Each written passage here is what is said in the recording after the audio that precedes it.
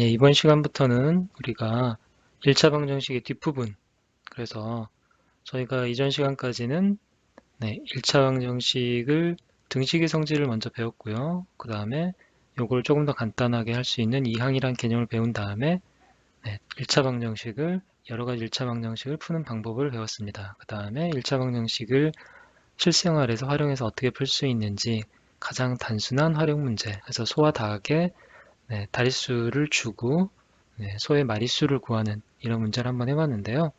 이번 시간부터는 조금 더 복잡하고 좀 더 생각해야 되는 그런 이제 방정식 활용 문제를 조금 더 다뤄보도록 하겠습니다. 그 안에 보면 뭐 시간거리 속력 문제라든지 농도 문제라든지 그다음에 뭐 미지수가 조금 복잡해 보이는 그런 두 개 이상의 미지수가 있는 두 개인 경우에 어떤 방정식을 1차 방정식을 푸는 그런 방법들까지 저희가 좀 해보겠습니다. 먼저 시간거리 속력 문제입니다. 1차 방정식의 활용 문제에서 가장 대표적인 유형이라고 볼 수 있죠. 빼놓지 않고 항상 나오는 문제 중에 하나입니다. 유형 중에 하나입니다. 먼저 시간거리 속력의 개념부터 알고 있어야 되겠죠. 이걸 모른다면은 뭐 이 문제는 처음부터 풀 수가 없습니다. 그래서 속력은 무엇인가? 속력의 개념은 시간분의 거리입니다. 속력은 이건 그냥 그 약속입니다. 속력이란 걸 약속을 할 때 우리가 음, 누가 더 빠른가라는 거를 측정하는 단위이죠. 그러니까 같은 시간이라면 같은 시간에 보다 많이 움직인 거리가 보다 많은 쪽이 속력이 큰 것으로 우리가 계산을 합니다.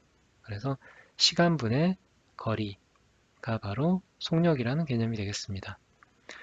먼저 이 식을 정확히 알고 있으면 나머지 이제 이것으로부터 파생되는 그래서 거리는 또 시간은 나머지들로 어떻게 표현이 되는가를 바로 알 수가 있죠. 시간이 분모에 있죠.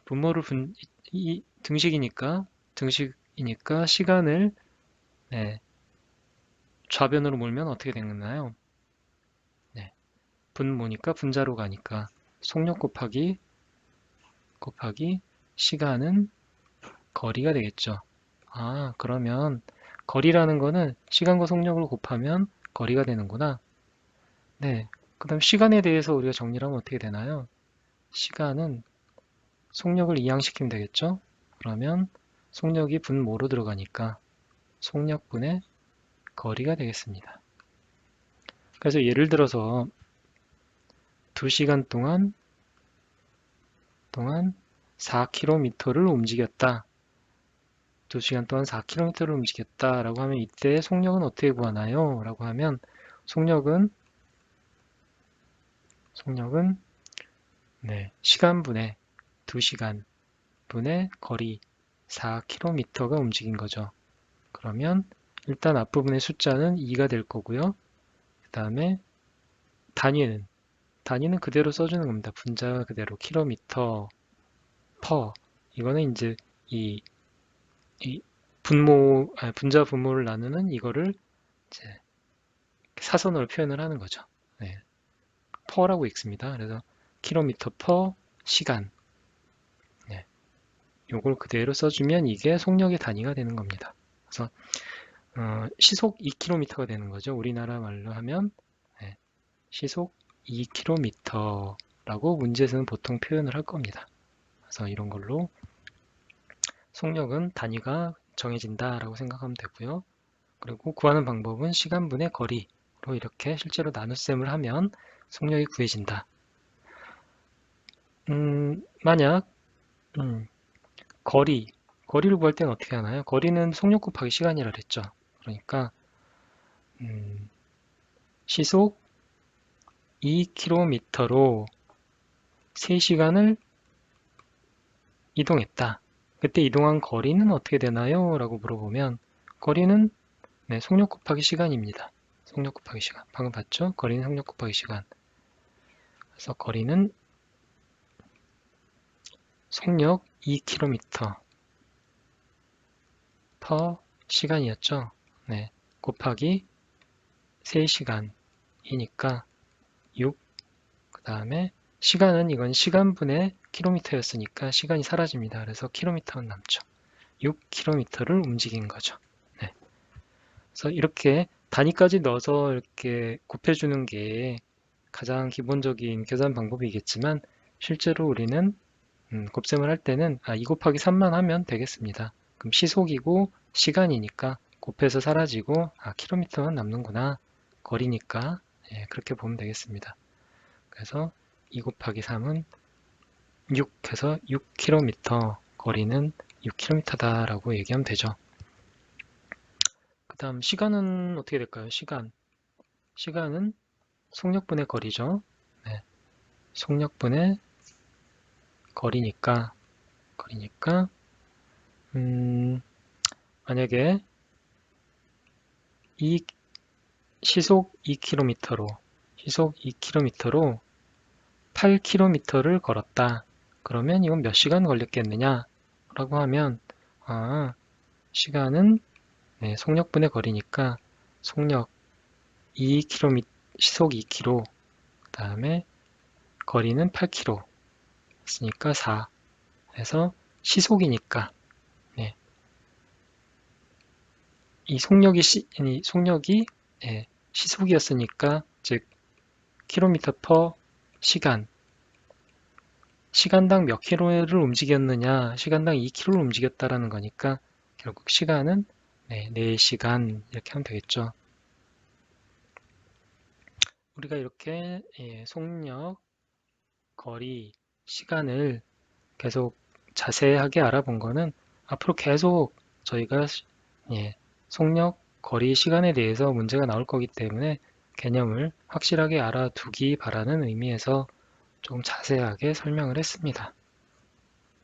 여기까지 설명을 예를 들어서 저희가 속력과 시간, 거리를 구하는 법을 알아봤고요.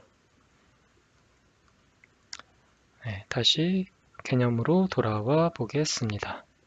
개념으로 돌아와 보면 속력을 A라고 하면 이건 저희 이제 간단한 그 변형식을 하는 방법인데요. 속력을 A라고 하고 A는 시간을 B라고 하고요. 거리를 C라고 해봅시다. 그러면 요 식 하나만 알고 있으면 나머지 C나 B를 이 식 하나만 가지고 얼마든지 자유롭게 표현할 수 있다라는 거를 말씀드리려고 하는 건데요. 속력은 시간분의 거리였죠. 그러면 이 식을 외워놓은 상태에서 거리를 구하고 싶다라고 하면 거리는 A는 B분의 C에서 C가 거리니까 거리는 어떻게 하면 되나요? B를 이항시키면 되죠. 분모에 있으니까 분자로 가면 되니까 C는 AB다. 그래서 속력과 시간을 곱하면 그게 거리구나. 이렇게 식을 변형해서 쓴다라는 거죠. 그리고 시간에 대해서 그럼 정리를 하고 싶다. B에 대해서 정리를 하고 싶다. 그러면 B가 이항을 하면 분자로 가고요. A가 이항을 하면 분모로 오겠죠. A분의 C. 그러면 이 B, 시간이라는 거는 속력분의 거리구나. 그렇게 변형을 하면 되겠습니다. 계속 하다 보면 익숙해져서 속력은 시간분의 거리고 거리는 당연히 시간하고 속력을 곱한 거고 시간은 속력분의 거리구나 라고 계속 하다 보면 익숙해질 겁니다. 변형하는 방법 그렇더라도 혹시 기억이 안 난다면 거리나 시간에 대한 식이 기억이 안 나면 속력은 시간분의 거리다라는 것을 가지고 계속 식을 변형해서 그때그때 쓰면 되겠습니다. 실제 문제를 한번 풀어볼까요? 자, 시속 4km의 속력으로 2시간 동안 걸은 후 자전거를 타고 2시간 동안 달렸더니 총 20km를 이동하였다. 자전거의 속력은 시속 몇 킬로입니까? 자전거의 속력을 무엇으로 넣으면 되겠습니까? 이걸 x로 넣으면 되겠죠. 이걸 문제에서 물어보고 있으니까요. 그 다음은 우리가 단위가 제대로 다 통일되어 있는지 보면 됩니다. 여긴 시속이죠. 여기도 속력은 얘가 하나 나왔고요. 그리고 시간에 대해서는 2시간 똑같이 시간으로 통일이 되어 있나요? 그리고 거리는 총 20km 거리는 킬로미터 그래서 킬로미터 그 다음에 시간 그 다음에 시속이니까 시간이죠. 시간 시간. 그래서 단위들이 다 통일이 되어 있기 때문에 그냥 숫자들만 가지고 저희가 식을 세워도 되겠습니다. 그래서 단위는 통일되어 있다는 걸 확인했고요. 그 다음 뭡니까? 문장으로 된 등식을 찾아야 되죠. 등식. 무엇인가요? 속력이, 우리가 딱 보면 나온 게 지금 속력, 그 다음에 시간과 거리인데, 등식이 성립하려면 뭔가 같아야 되죠. 예. 속력이 같거나, 또는 시간이 같거나, 거리가 같은, 이 셋 중에 무엇인가는 같아야만, 그래야만 우리가 등식을 만들 수 있을 것 같아요. 그걸 머리에 일단 염두에 두시고 바라보시기 바랍니다. 시속 4km의 속력으로 2시간 동안 걸은 후, 일단 걸은 거리가 있겠죠, 그러면. 네, 시속 이 속력으로 2시간 동안 걸은 후, 걸은 거리가 있을 거고요. 그 다음에 자전거를 타고 2시간 동안 달렸다. 또 자전거로 간 거리가 있을 겁니다. 그랬더니 총 20km를 이동했다. 아, 이거는 그러면 이거네요. 그쵸? 이 두 개의 거리를 더했더니 전체 거리가 20km가 되었다. 예, 거리를 가지고 등식을 만들면 되겠습니다. 그래서 걸은 거리 더하기 자전거로 달린 거리가 되겠죠. 네, 달린 거리 두 개 거리를 더했더니 얼마입니까? 20이 되었다. 20km가 되었다. 등식이 나왔습니다.